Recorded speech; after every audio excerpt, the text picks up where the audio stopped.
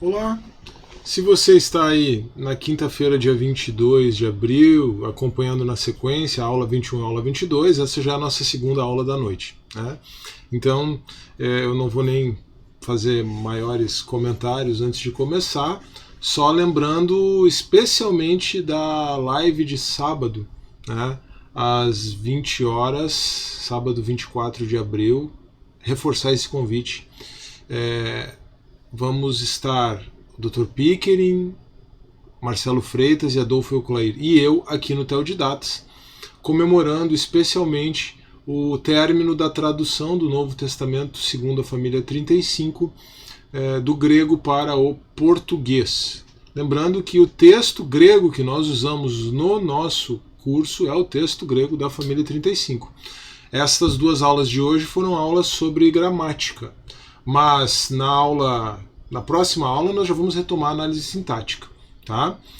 E espero terminar já em breve o capítulo 1 de 1 João, análise sintática e tradução, para antes da gente continuar com conteúdo gramatical, temos mais conteúdos de verbo aí para ver, tem bastante coisa até esgotar os verbos, né? Mas a gente está indo devagar e já com foco na prática, né? Então isso tudo é importante para você se manter tranquilo.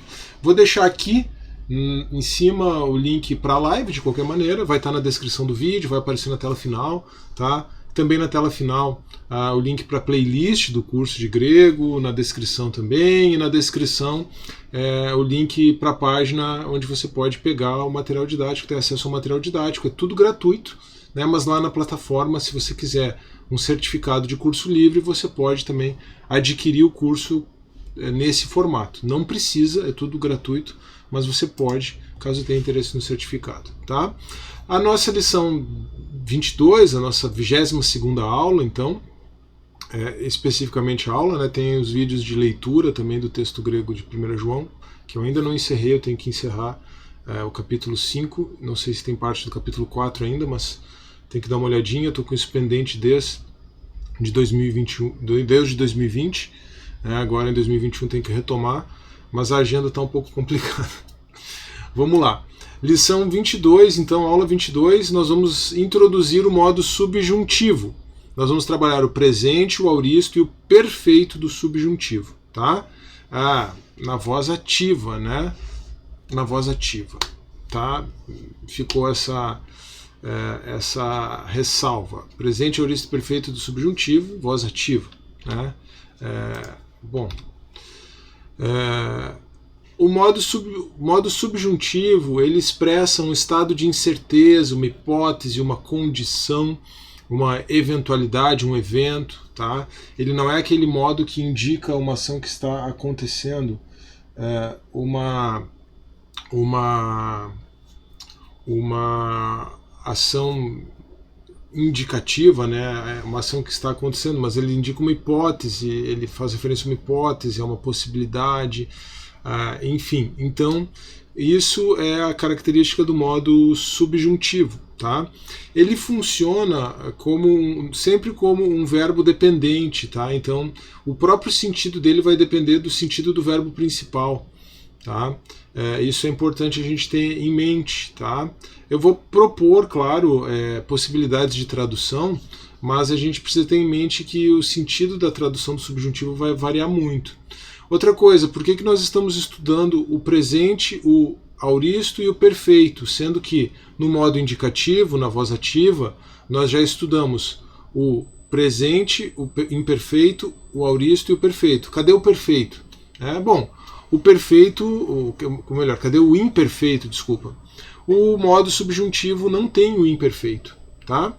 Então há uma questão aí que é importante você ter presente. Outra coisa é que o modo subjuntivo, ele não tem aquela característica ele não tem aquela característica temporal como tem o indicativo, tá? No modo subjuntivo, o que se enfatiza é a ação mesmo, é a qualidade da ação, é o estado da ação, não é exatamente o tempo, tá? O tempo vai ter que ser verificado pelo contexto, tá? O tempo da ação. Então, os tempos verbais que nós vamos trabalhar nesta aula tem o seguinte sentido, né, o seguinte estado de ação. O presente, uma ação contínua, então isso vai acabar abarcando o presente, claro, né? O auristo, uma ação pontual, mas aí você não sabe se é uma ação pontual no passado, se é uma ação pontual no presente, se é uma ação pontual inclusive até no futuro, tá? O auristo, uma ação pontual, tá? E o perfeito, uma ação encerrada que permanece produzindo efeitos, tá? Então aí esse sentido mais conectado ao presente, olhando para o passado, ele acaba sendo evidente no tempo perfeito, tá? Outra coisa também é que o verbo eimi, ele é um verbo irregular e defectivo, né? Ele tem um padrão um pouco diferente, um paradigma um pouco diferente, ele não funciona de acordo com um paradigma bem estabelecido, e ele também não tem conjugação em muitos tempos verbais. Por isso, eu já mencionei que nós vamos precisar introduzir um outro verbo para o estudo da segunda declinação. Da segunda conjugação. Declinação é de substantivo e adjetivo, né? Para a segunda conjugação, tá? Então nós vamos ter que retomar o estudo dos tempos verbais da segunda conjugação com outros verbos, ou com outro verbo de paradigma. Mas a gente vai mantendo o estudo do verbo eimi, porque ele é muito importante, ora bolas, né? Então a gente não pode deixar de estudar o verbo eimi, ainda que a gente tenha que complementar a segunda conjugação depois. Nós não estudamos a voz ativa e passiva da segunda conjugação no presente do indicativo, né? No presente, no perfeito e no imperfeito do indicativo, porque o verbo eimi não tem voz passiva, evidentemente, não tem voz média, não tem voz passiva, né? O verbo eimi, ser, estar, existir, isso não tem um sentido passivo, isso só tem sentido ativo, né? Mas agora, no subjuntivo, a gente pode retomar o estudo do verbo eimi. E é um estudo muito bom de ser feito. Por quê? Apesar da irregularidade do verbo eimi, ele só tem, no modo subjuntivo, o tempo presente. Então, estudou o presente do verbo eimi e matou o subjuntivo. Tá? Mais do que isso, o padrão do verbo eimi serve como referência para as demais conjugações no subjuntivo também. Tá? Então isso aqui é muito importante. Esse estudo do verbo eimi no subjuntivo é fundamental. É praticamente como se você colocasse simplesmente o verbo eimi no final dos outros verbos, né, quando você vai para os outros tempos, tá? E no subjuntivo, no modo subjuntivo. Isso facilita um pouco o estudo, né? Então isso é uma coisa. Por isso é muito bom estudar o verbo eimi, e isso, inclusive antes de estudar os paradigmas do subjuntivo da primeira declinação. A gente passa a segunda declinação na conjugação, não declinação, conjugação. A gente passa a segunda conjugação aqui na frente da primeira, tá? Bom, com isso, a nossa próxima lição sobre os verbos vai ser sobre o auristo médio passivo do indicativo, tá? Então, a gente vai retomar para estudar o auristo na voz passiva e na voz média, lembrando que o auristo e o futuro são os únicos que têm sistemas independentes para a voz média e para a voz passiva, né? Nós vamos estudar o auristo médio passivo do indicativo, e aí nós vamos estudar o presente médio passivo e o auristo médio e passivo do subjuntivo, tá? Lembrando que o subjuntivo não tem o imperfeito, então por isso que a gente não vai estudar o imperfeito do subjuntivo, na voz ativa nem na passiva e média, quando a gente avançar, e que o perfeito ele não tem uma conjugação própria. Ele tem o perfeito é construído no médio e no passivo, tá? O perfeito médio passivo. No grego, a voz passiva e a voz média do perfeito, elas são construídas como no português com uma perífrase, tá? Então você vai ter o verbo no particípio e o verbo de ligação. Então a gente não vai estudar, até porque não tem muito isso, não acontece isso muito no Novo Testamento, tá? E na verdade, quando você souber o particípio, você já mata o perfeito médio passivo, tá? Então vamos lá. Vamos começar com o estudo do verbo eimi. Só para facilitar, né, coloquei ali as pessoas, né, do singular e do plural, isso você já deve dominar. A gente não vai ficar fazendo ego, eimi, si, ei, né, mas só para lembrar, né? Deixa eu pegar a canetinha aqui, apontador. Os pronomes, né, pronomes pessoais. Ego, si, autós, aute, autó, rimeis, ou melhor, remeis, rimeis, autoí, autaí, autá. Só para lembrar, tá? É com a repetição que a gente vai gravar mesmo, tá? Vamos lembrar também, de novo, olha como eu estou sendo bonzinho com você. Vamos lembrar, de novo, né, a conjugação do presente do indicativo do verbo emi antes de colocar o presente do subjuntivo para comparar, tá? Emi, ei, estin, esmen, esté, eisin. Né? Pode ser esti, pode ser eisi, a terceira pessoa do singular e do plural, né? Tem um ni eufônico, né? Então, de novo, emi, ei, esti ou estin, esmen, esté, eisi ou eisin, tá? Agora veja que interessante, tá? No subjuntivo ele sofre uma transformação, o epsilon vira um ômega, né? Na primeira pessoa, tanto do singular quanto do plural, da terceira pessoa do plural também, né?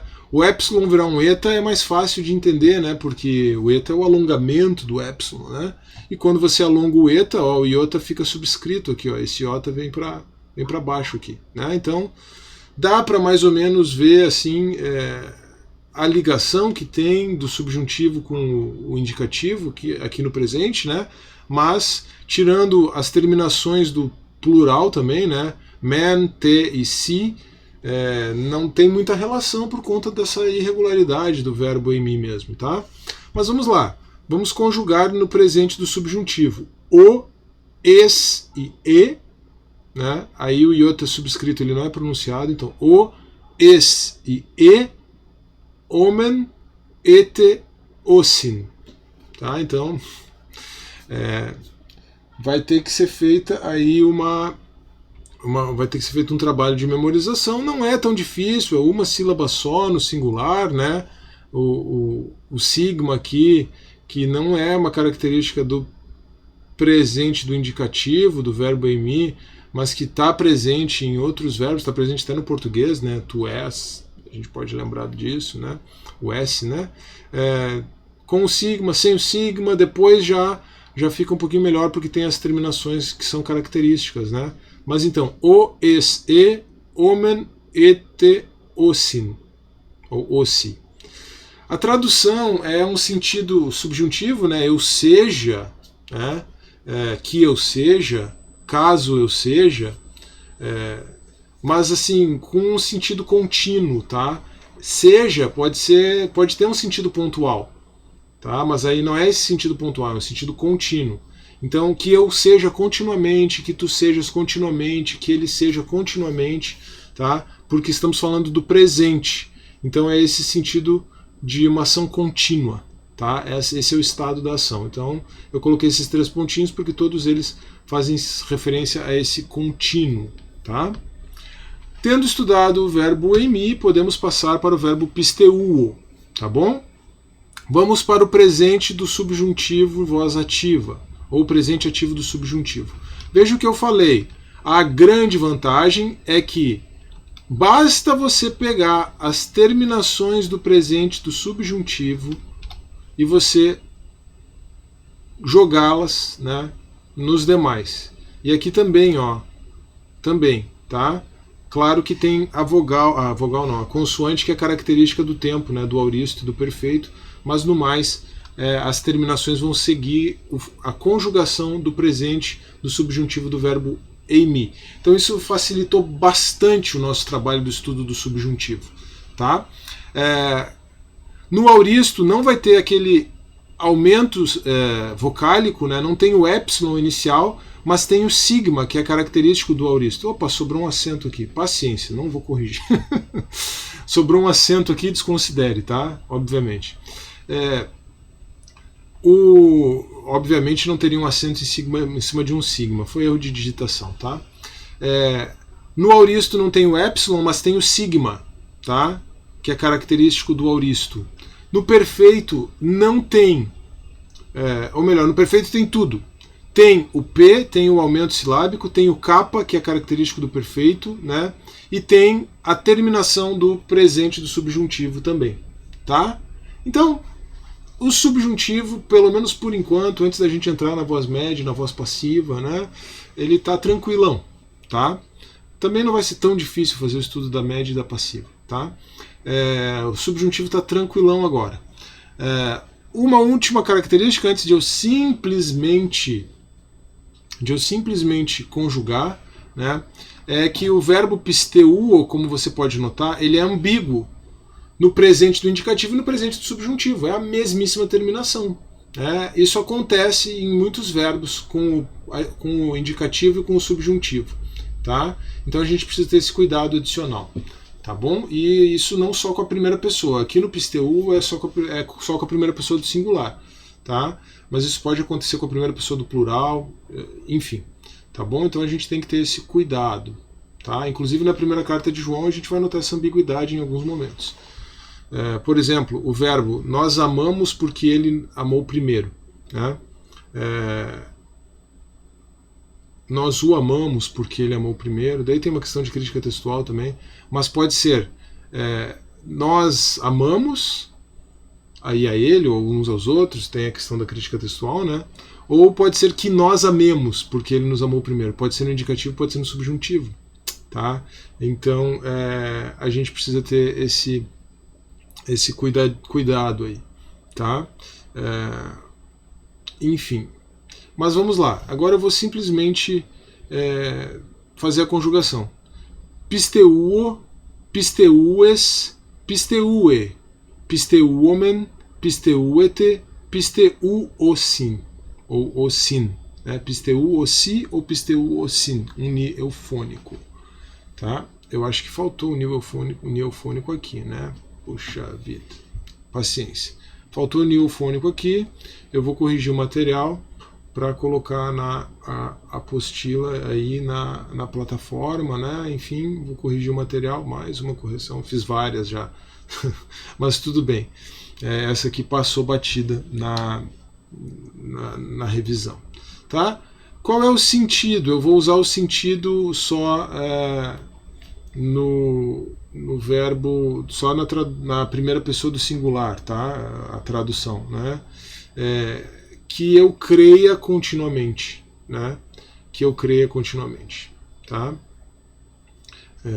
Bom, agora veja que do presente para o auristo a única diferença é o acréscimo do sigma, né? Depois do radical do verbo. Então, claro, tem a questão do acento também, mas pisteuso, pisteuses, pisteusse, desconsidere esse acento, né? Pisteusomen, pisteusete, pisteusosi, ou sosin, né? Faltou unir eufônico, tá? Para o perfeito também troca o sigma pelo kappa, né?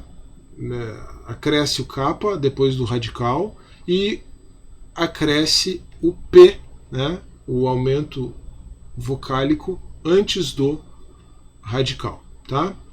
Pepisteuco, pepisteukes, pepisteuque, pepisteucomen, pepisteuquete, pepisteucosin, ou cosin. Qual é o sentido no auristo? Né? No auristo o sentido do auristo é que eu cresci, né, com um sentido pretérito, que eu cresce, ou que eu venha a crer, é uma ação pontual. Tá? Até pode ser que eu creia, mas tem que ficar claro que é uma ação pontual, porque o creia pode ser tanto contínuo quanto pontual, né, no português. Então até você poderia traduzir com que eu creia, mas com um sentido pontual. Tá? E qual é o sentido do perfeito? É uma ação pontual, é uma ação encerrada com efeitos permanentes, né, que eu tenha crido. Que eu tenha crido. Tá? Basicamente esse é o sentido do perfeito. Estou usando só a primeira pessoa do singular para ilustrar.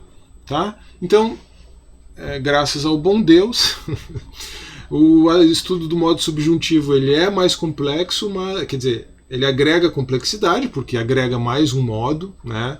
Tem que reestudar os tempos, mas ele tem um padrão um pouco mais tranquilo, assim, né? Ele tem um padrão um pouco mais fácil de assimilar, tá? O estudo dos verbos é bem complexo por si só, então a gente tem que ir aproveitando esses atalhos, né, certamente. Bom, é isso, essa aula aí estamos encerrando perto de 20 minutos, tá? Vou reforçar o convite para a live de sábado, tá bom? Ela vai aparecer na tela final também a playlist do próprio curso, né? Não se esqueça de deixar o seu like nesse vídeo, de se inscrever no canal e de deixar o seu comentário e de compartilhar também esse vídeo com os seus amigos, a playlist, né, do curso de grego, com seus amigos, com seus irmãos em Cristo que você sabe que gostam aí de estudar grego. Um grande abraço, que Deus abençoe e eu espero você então no sábado, se Deus assim permitir. Tá bom? Até mais.